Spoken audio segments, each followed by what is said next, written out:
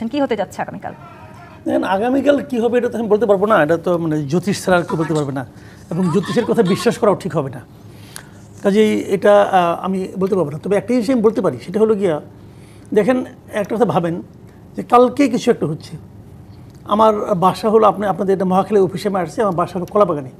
আমার আসতে সাকুল্যের সময় লাগছে 15 থেকে 20 মিনিটের মতো, 20 মিনিট লাগে না, 15 থেকে 17 মিনিটের মতো লাগছে আমি আসছি। আজকে একটা ওয়ার্কিং ডে, অন্য দিন এই সময় আসতে পারতাম না। তার মানে কালকে কিন্তু প্রোগ্রাম, তাহলে আজকে মানুষের মনে কিছু একটা হচ্ছে, মানুষের মনে একটা আতঙ্ক কিন্তু হয়তো ঢুকেছে, যে করে মানুষ হয়তো ঘরে চলে গেছে সবাই আর্লি, কেউ গাড়ি বের করেনি, এরকম অনেক কিছু হতে পারে।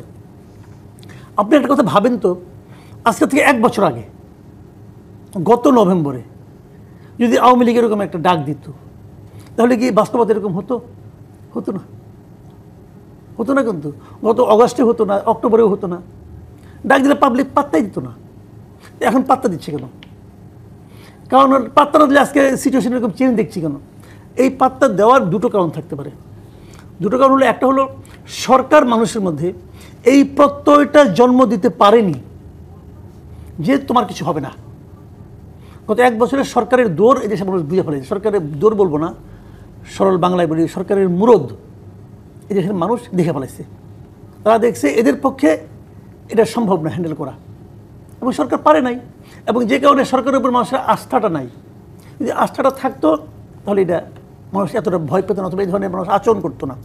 আবার হেলাল ভাই যে কথাটা বললেন ওটা কিন্তু গুরুত্বপূর্ণ, যে ওই সময় কি হতো, মানুষ এটাকে প্রতিরোধ করতো। যদি জনগণ রাস্তায় থাকে তাহলে কিছুই হবে না। কেউ একটা সন্ত্রাস করতে আসলো, বোমা ফাটাতে আসলো, অথবা কেউ আগুন ধরাতে আসলো, মানুষ তাকে ধরে ফেলবে, এই ভয়টাও সবাই করবে। তো এখন ওই কাজটা হচ্ছে না কেন? তাহলে মানুষের মধ্যে একটা অনৈক্য চলে আসছে। মানুষও এখন যে পলিটিক্যাল পার্টিগুলো রাজপথে আছে তাদের উপর সে আস্থা রাখতে পারছে না তো। এখন এই বাস্তবতাকে আপনি কিভাবে ইগনোর করবেন? আবার এই অন্তর্বর্তী সরকার যতখানি কঠোর হওয়ার প্রয়োজন ছিল, সেই কঠোরতাও কি অন্তর্বর্তীকালীন সরকার দেখাতে পারছে নাকি? তারাও আসলে শুধু দায়ে চাপিয়ে দিয়েই ক্ষান্ত হচ্ছে। আমি তো এই কথাই বললাম শুরুতে, যে তাদের উপর তো মানুষের সে আস্থা নাই। এবারে খুব একটা এটা কিন্তু একটা কঠিন বাস্তবতা। তো এই জন্য আপনি কাকে দায়ী করবেন? দায়ী করবো আমরা দুটো জায়গায়। একটা হলো সরকারের অযোগ্যতাকে, আরেকটা দায়ী করব যে রাজপথে থাকা সক্রিয় রাজনৈতিক দলগুলোর মধ্যকার যে আপনার কি বলবো আপনাকে, যে বিভেদ, যে অনৈক্য, সেটাকে। আমরা তো বেশ সাধারণ মানুষ, আমরা তো কোনো একটা ক্রাইসিসে পড়লে সমাধানের জন্য আমরা কার দিকে তাকাই থাকি? আমরা গভর্নমেন্টের দিকে তাকাই, পলিটিক্যাল পার্টিগুলোর দিকে তাকাই। কিন্তু আমরা যেদিকেই তাকাচ্ছি সেদিকে আমরা হতাশ হচ্ছি। পলিটিক্যাল পার্টিগুলো নিজেরা মারামারি করছে, এবং কী কারণে যে মারামারি করছে এটাও আমি বুঝি না। আমি কিন্তু বুঝি না আসলে যে মারামারির কারণটা কি।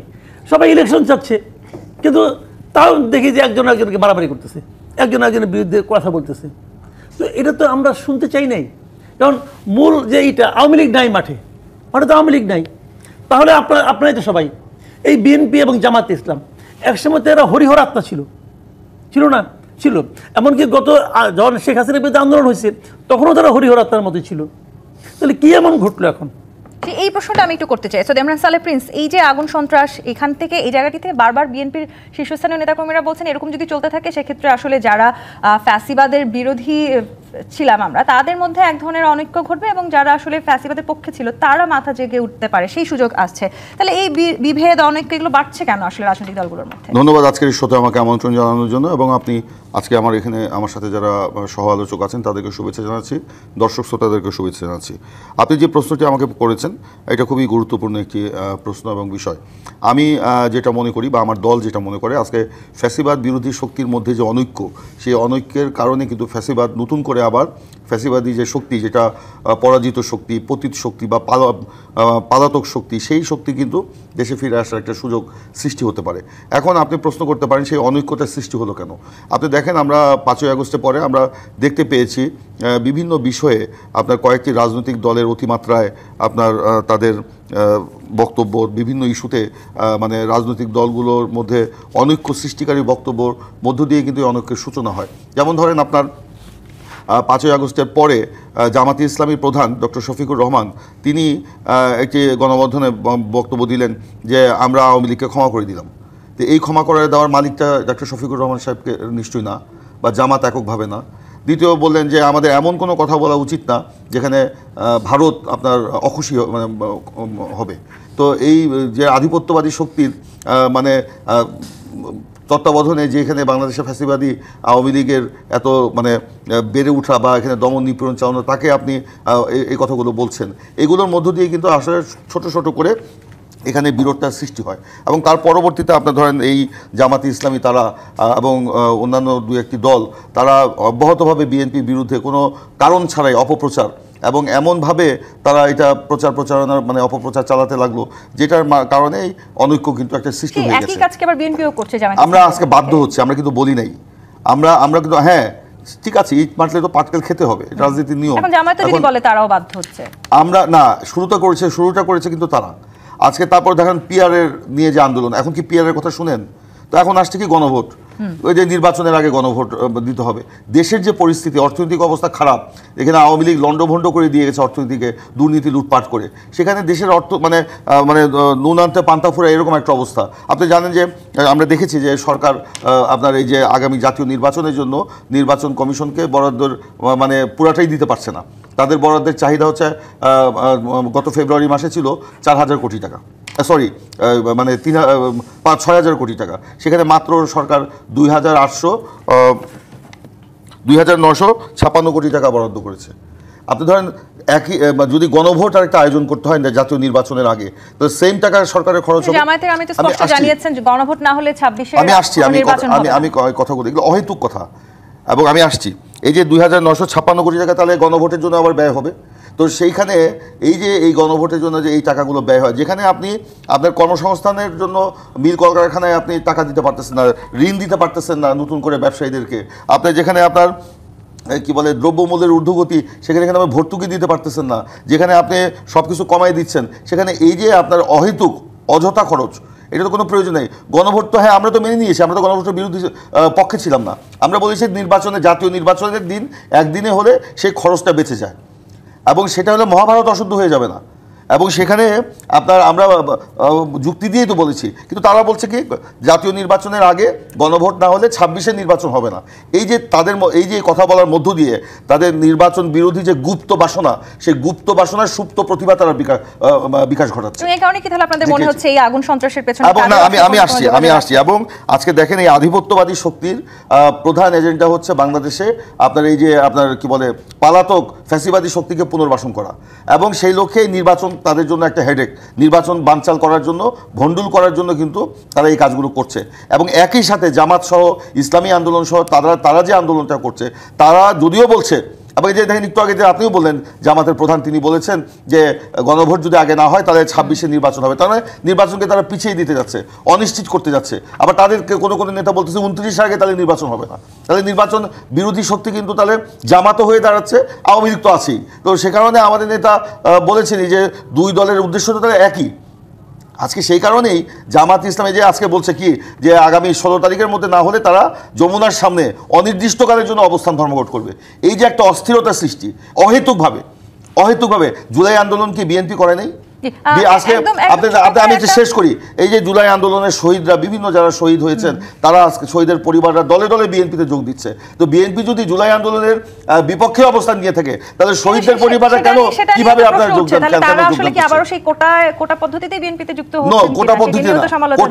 কোটা পদ্ধতিতে না, বরঞ্চ আমরা তারা দেখেছে যে বিএনপির যে সংস্কার প্রস্তাব, বিএনপির যে অবস্থান, সেটা হচ্ছে গণ অভ্যুত্থানের আকাঙ্ক্ষা বাস্তবায়নের পক্ষে। আসবো আপনার কাছে মাসুদ কামাল। আওয়ামী লীগ যে নিরাপরাধ নয় সেটি আসলে নতুন করে বলবার কিছু নেই, তাদের কাঁধে হাজারো লাশের বোঝা আছে, এবং আবার আওয়ামী লীগের সব সমর্থকই যে খুনের সাথে জড়িত সেটিও বলার তেমন একটা সুযোগ নেই। এরকম একটি পরিস্থিতিতে আসলে আওয়ামী লীগের সমর্থকরা যে কালকে রাস্তায় নামবেন না, কিংবা যদি নামেন সেক্ষেত্রে যে পরিস্থিতি হবে সেটি দমন কি করে হবে, এই প্রশ্ন রেখে আমি একটু বিরতিতে যেতে চাই। বিরতি থেকে ফিরে উত্তর নিব। জি-25 ইস্পাত-মিত্র রাজখান থেকে বিরতি নিয়ে ফিরছি, সাথেই থাকুন। জি-25 ইস্পাত-মিত্র রাজখান দেখছেন। মাসুদ কামাল প্রশ্ন রেখে বিরতিতে গিয়েছিলাম, আওয়ামী লীগ যেমন নিরাপরাধ নয় সেটি আমরা সবাই জানি, তেমনি তাদের কাঁধে হাজারো লাশের বোঝা যেমন আছে, তেমনি সব সমর্থককে আসলে খুনের দায়ে দোষী সাব্যস্ত করার সুযোগ নেই, সেটিও সত্যি। তাহলে আসলে যে ধরনের পরিস্থিতির শঙ্কা সবাই করছে, সেই পরিস্থিতি হলে সেটি দমন করবেন কি করে? আওয়ামী লীগ নাও ধরাতে পারে, আওয়ামী লীগের নামে অন্য কেউ ধরাতে পারে, অথবা আওয়ামী লীগকে ব্লেম দেওয়ার জন্য ব্লেম গেমও হতে পারে। দেখেন আমি একটা কথা বলি, 14 সালের যে নির্বাচনটা হলো সেই সময় বিএনপি এবং জামায়াতের উপর আওয়ামী লীগের তৎকালীন সরকার একটা কমন দিয়ে দিল একটা, সেটা হলো কি আগুন সন্ত্রাস করে এরা। মানে যদি কেউ দিয়া সালে একটা সিগারেটও ধরা তাও বলে যে আগুন সন্ত্রাস করছে এই বিএনপি আর জামাত মিলা, তারা কিন্তু বলতো। এখন তারা যখন সরকারে ছিল তাদের কণ্ঠই বেশি শোনা যেত, যে এরা যতই প্রতিবাদ করুক তাও কিন্তু ওরাই। এক পর্যায়ে আমরা দেখলাম একটা বাসে আগুন ধরলো, পরে দেখা গেলো ওই বাসের মালিক হলো গিয়ে পঙ্কজ দেবনাথ নামে এক লিডার বরিশালের। সব কিছু প্রমাণ হয়ে গেল, তারপরেও কিন্তু অভিযোগটা কিন্তু থামলো না। কিছু হইলেই আগুন সন্ত্রাস করে, আগুন সন্ত্রাসের বলতো। তো তখন কি বিএনপি এবং জামাত, ধরা যায় বিএনপি এবং জামাত আগুন ধরাইতে চায়, আমি ধরে নিলাম হাইপোথেটিক্যালি, তারা কি তখন সে অবস্থায় ছিল রে ভাই? পান বিড়ি সিগারেট খাইতে গেলেও ধরে ধরে নিয়ে করতো যে এই পান খাওয়ার পেছনে সরকার পতনের একটা ষড়যন্ত্র আছে, করতো। তো জামাত তো তাদের অফিসই খুলতে পারতো না। জামাত ইসলামের অফিস ছিল বন্ধ, তালামারা, একটা বৈধ দল, অফিস খুলতে দিত না। এই তো ছিল, তো তারা কখন আগুন ধরাবো ভাই? এটা কিন্তু একটা দৌড়ের উপর ছিল ঘটনাটা। আপনি দেখেন 14 অক্টোবর যে ঘটনা ঘটলো ঢাকায়, ওই যে আপনার বিএনপি মহাসমাবেশকে কেন্দ্র করে বাসে আগুন ধরে ঢোকে দিল, ওরা কি বললো এগুলো সব বিএনপি দিছে। তাকে তখন সে অবস্থায় ছিল না তো, কিন্তু কেউ কিন্তু বলতে পারলো না, কারণ তারা এত জোরে জোরে কথাগুলি বললো যে অন্যরা কি বলতেছে কেউ জানে না। এখন কি হচ্ছে? এখন এই আগুন ধরতেছে, আপনি শিওর এগুলো আওয়ামী লীগ করতেছে? কেমনি শিওর? আমি তো আপনাকে প্রশ্ন করবো, আপনি কি শিওর এটা আওয়ামী লীগকে বদনাম করার জন্য বিএনপি করছে? কেমনি শিওর? কোনো তথ্য প্রমাণ আছে? অথবা আপনি কি শিওর যে জামাত করতেছে? আপনি তো প্রমাণ করতে পারছেন না। যতক্ষণ পর্যন্ত আপনি প্রমাণ করতে না পারবেন ততক্ষণ পর্যন্ত পার্টিকুলার একটা গোষ্ঠীর উপর দায় চাপানো মানে একটা অন্যায় করা। সেই জায়গাটিতে আসলে গোয়েন্দা সংস্থারও এক ধরনের ব্যর্থতা, অবশ্যই ব্যর্থতা আছে। তারা করে না কেন? তারা একটা দুটো ধরুক, ধৈর্য বলুককে। এখন আবার অন্য সমস্যা আছে, অন্য সময় ধৈর্য বলতে গেলে সে তার পছন্দের লোকগুলিকে ধরে নিয়ে আসবে। তারা এমন লোককে ধরতে চাইবে যাদেরকে ধরলে বলে সরকার খুশি হবে, যাদেরকে ধরলে বলে বিএনপি খুশি হবে, জামাত খুশি হবে, তারা এরকম লোককে ধরবে। ওই এটা বলতো না যে যা খুশি ঘটে কেষ্টা বেটাই চোর। এখন তো কেষ্টা বেটা হলো আওয়ামী লীগ বর্তমানে, তারা ধরে নিয়ে আসবে। আপনার মনে আছে 14 অক্টোবর সময় একটা ঘটনা ঘটছিল, একজন পুলিশকে মারছিল। 28 অক্টোবর ভাই, সরি 14 বলছি, 28 অক্টোবর একটা পুলিশকে কিন্তু ইট দিয়ে মারছিল। ওই দৃশ্য ঘটনা ঘটার ঠিক আধা ঘন্টার মধ্যে তৎকালীন স্বরাষ্ট্রমন্ত্রী বললো কি এটা ছাত্রদলে প্লাবন করছে। এই যে ব্লেম গেমের কথা আপনি বলছেন, সেই ব্লেম গেম থেকে আসলে আমরা বেরিয়ে আসতে ছাত্রদল, সে কি তার পিছনে লেখা ছিল যে আমি ছাত্রদল? ঠিক একইভাবে ডক্টর হেলালুদ্দিন এই ব্লেম গেমের কথা আসলে এখনো ঘটছে এবং আগামীকালকে ঘিরে যে ঘটনার শঙ্কা সবাই করছে, সেই শঙ্কাকে ঘিরেও আসলে বিএনপি এবং জামাতের মধ্যে এখনো সেই ব্লেম গেম চলছে। একটা সময় বলা হতো সরকার সহিংসতা সৃষ্টি করে বিরোধী দলের উপর চাপায়, বিরোধী দলরা বলছে যে সরকার চাপাচ্ছে। এখন তো আসলে বিএনপি কিংবা জামাত দুটো দলই কেউই সরকারে নেই, তাহলে এখন আপনাদের মধ্যে এই ব্লেম গেম কেন? ধন্যবাদ। এটা কাম্য না, কারোই কাম্য না। আমরা চাইব যে এর একটা সুষ্ঠু তদন্ত করে, অর্থাৎ সরকারের পক্ষ থেকে বিভিন্ন এজেন্সিগুলো সজাগ থাকবে, কোনো ঘটনা ঘটলে এটা তাৎক্ষণিক ব্যবস্থা নেওয়া, সিসিটিভির সুযোগ নেওয়া, এগুলোর মাধ্যমে এটাকে ধরে একটা জাস্টিফাইমূলক বক্তব্য দেওয়া। কিন্তু এটা সরকার না দিতেই এখন দেখছি যে আমার রিজভী ভাই একটা বক্তব্য দিয়ে দিল, এটা তো সঠিক হয়নি। কেমন আমরা চাচ্ছি যে যদি কালকে জামাত এবং বিএনপি আমরা যদি সবাই সজাগ থাকি, নিজ নিজ বাড়িঘরের সামনে যদি আমরা থাকি এবং আশেপাশে অফিসের আশপাশে যদি আমরা থাকি, তাহলে কারা আসবে বলেন তো? এত বড় সাহস কার আছে? সেই সক্ষমতা কি আসলে আওয়ামী লীগের এখন আছে? এত এই ধরনের অগ্নিসংযোগ কিংবা কিন্তু আপনারা তো আসলে কি বলবো, আমরা সবাইকেই আরো সচেতন হতে হবে। যেমন বলতে সক্ষমতা নাই, কিসের সক্ষমতা নাই? তারা টাকা দিচ্ছে, তো আমরা তো শুনতে পাচ্ছি যে একটা ককটেল মারলে 5,000 টাকা দিবে। তাহলে কে না যে মাইরে দিয়ে চলে আসলে দিল? আমি দেখছি তো আমার বাসার সামনে, এই যে মালিবাগ আমার স্মৃতিশরী আমার বাসা, সেখানে ফ্লাইওভারের উপর থেকে মোটরসাইকেল থেকে আপনার ককটেল নিচে নিক্ষেপ করে তারা উপর দিয়ে চলে যাচ্ছে। তাহলে এখন বলেন, যারা এইভাবে টাকার বিনিময়ে কাজ করতেছে, তাহলে এগুলোকে রোধ করতে হলে তো আরো সবাইকে সচেতন। কিন্তু সেখানে তো আরো অনেক দেখা যাচ্ছে। ইমরান সালেহ প্রিন্সিটি বলছিলেন আপনাদের দুই দলের উদ্দেশ্য আসলে একই। না, এটা ভাইয়ের এটা সঠিক নয়। কারণ হলো অবস্থার দৃষ্টি প্রিন্স ভাই যে কথাটা বলছেন, আমি কয়েকটা কথা বলতে চাই। সেটা হলো যে আমাদের আমিরে জামাতের কথা বলছেন। আমিরে জামাত বলছেন যে কমনলি আমরা কোনো মানুষকে দোষারোপ করব না, কিন্তু যারা এই অন্যায়গুলো করেছেন, যাদের বিরুদ্ধে জনগণ মামলা করতে চায়, ভিকটিম মামলা করতে চায়, সরকারও সহযোগিতা করবে, আমরাও আমাদের লিগালি টিম দিয়ে তাদেরকে সাপোর্ট করব, সহযোগিতা করব। আমরা কোনো ক্রিমিনালকে আমরা কোনো ধরনের মানে স্যাক্রিফাইস করতে আমরা রাজি না, কোনোভাবেই আমরা না করবো না। অপরদিকে আমাদের মির্জা ফখরুল সাহেব বলে মামলাগুলো উঠাই নেবেন। এরপরে মনে করেন যে ভাই বললেন যে গণভোটের জন্য একটাই সমস্যা উনি দেখাচ্ছেন, সেটা হলো টাকা। আর ভাই টাকা তো আওয়ামী লীগ কত টাকা নিয়ে চলে গেল, আর আপনি বলছেন আজকে অর্থনীতি দুর্বল। আপনি বলেন যখন শেখ হাসিনা পালাই গেল তখন আলুর দাম কত টাকা ছিল, এখন আলুর দাম কত টাকা? অর্থনীতি একদম ভঙ্গুর হয়ে শেষ হয়ে গেছে। এই সরকার কিছুই করে নাই, এই সরকার তো অনেক দূর আগায় গেছে। শুধুমাত্র আলু ফালাই দিতেছে মানুষ, আলু ফালাই আলু কিনেন, দেখেন আলু ছাড়া কেউ চলতে পারে? নাম এত আলু উৎপাদন হয়েছে, এটা মানে এবং এই তালিকা হাসিনার সময় আলুটা উৎপাদন হলো না, ওই সময় কি দেশে খরা পড়ে গেছিল? কেন আজকে আপনার 300 টাকা 400 টাকা কেজি আমরা পেঁয়াজ খাইছি, সেই পেঁয়াজ এবছরে আমরা 60 টাকা 80 টাকার মধ্যে ছিল, এই রিসেন্ট 100 টাকার মতো হয়েছে। তাহলে এই যে অর্থনীতি, এই দাবিগুলো নিয়ে আসলে কোনো রাজনৈতিক দলকে আমরা রাজপথে দেখি না কেন? সবাই আসলে না, এই দাবি তো সরকার অনেক দূর নিয়ন্ত্রণে চলে আসছে। এখন বলতে গণভোটের জন্য টাকা লাগে, একটা দেশের কে বাজারে যায় না? মানুষের সাথে আমি নিজে বাজার করি, আমরা বাজারে বাজারে ঘুরি, আমি নিজে বাজার করি, নিত্য প্রয়োজনীয় দ্রব্যমূল্যের ঊর্ধ্বগতিতে হতাশাগ্রস্ত। আচ্ছা বলেন আপনি, আমাদেরকে যে বলে হাসিনার সময় আমরা 400 টাকা কেজি পেঁয়াজ খাইছি, বলেন এই সরকারের সময় 400 কেজি হয়েছে? এটা তো 80 টাকা, সেটা হয় না, 60 টাকা, এখন হচ্ছে 110 টাকা। আমি গত সপ্তাহে বাজার করেছি, আমি পেঁয়াজ কিনেছি 110 টাকা কেজি পেঁয়াজ কিনে আনছি, এবং আমি এর আগে 20 টাকা কেজি। আপনি 110 টাকা করে কিনতে পারেন, কিন্তু একজন কুলি, একজন শ্রমিক, তাদের পক্ষে এটা সম্ভব না। তাদের পক্ষে 400 টাকা কেনা সম্ভব হয়েছে, এখন 110 টাকা সম্ভব না। একটু শেষ করি ভাই, আপা একটু শেষ করি। সেটা হলো যে টাকার জন্যই যদি গণভোট বাতিল, অথচ এই নির্বাচন কি কোন আইনে হবে বলেন? সংবিধানের কোন আইনে এই ভোট হবে বলেন?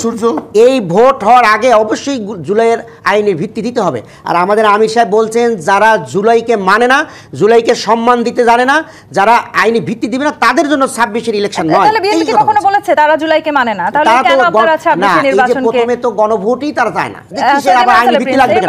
আইনি ভিত্তি কেন লাগবে? আপা একটু শেষ করি, আইনি ভিত্তি কেন লাগবে, গণভোট কেন লাগবে? জামাত ইসলাম আসলে এখন এমন একটা পর্যায়ে গেছে যে তারা কোনো যুক্তি মানতে রাজি না, তারা জনগণের কোনো সমস্যার ব্যাপারকে অ্যাড্রেস করতে রাজি না। তারা আপনার এই জুলাইয়ের গণ অভ্যুত্থানে মনে হয় যে তারাই একমাত্র এখানে অংশগ্রহণ করছে, বিএনপি এখানে কিছুই না।